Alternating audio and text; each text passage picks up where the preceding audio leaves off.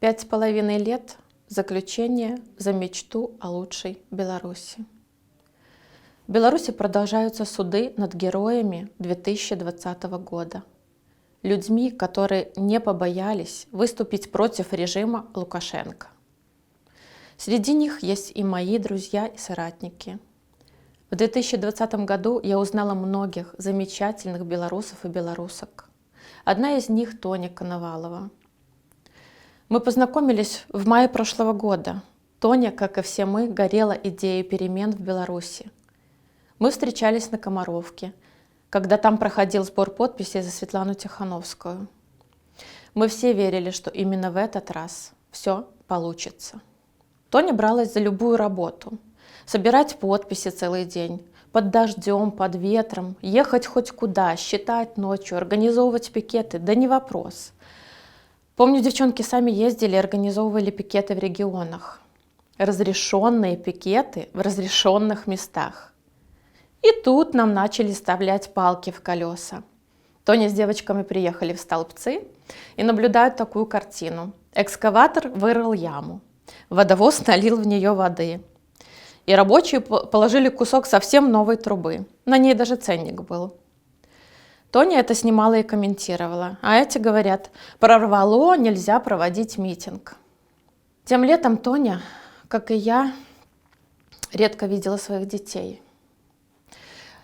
Ребята заскакивали к маме Тони проездом или для того, чтобы передохнуть и увидеться с малышами. Кто-то бывает пишет, кинули детей своих. Да бред! Мы оставили своих детей своим родителям, их бабушкам и дедушкам, а сами в это время делали важную работу для их будущего. Я в детстве все лето в бабушке проводила, и нормально. Я считаю, что Тоня, как ответственный родитель и ответственный гражданин своей страны, думает о своем будущем и о будущем своих детей. Она хочет лучшего для всех белорусов. И за это сидит в тюрьме. За это ее теперь судят. А что делает нынешняя власть?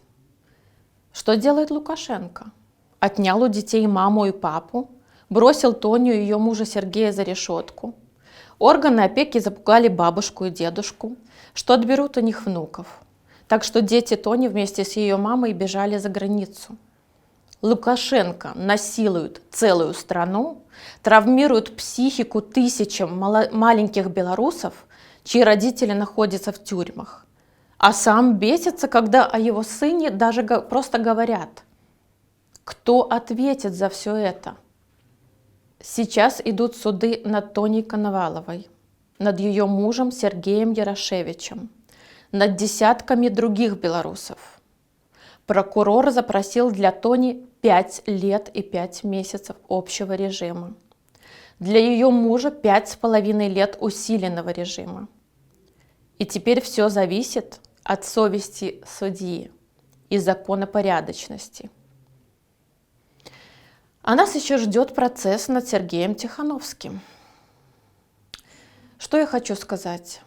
Режим не вечен и совсем не прочен.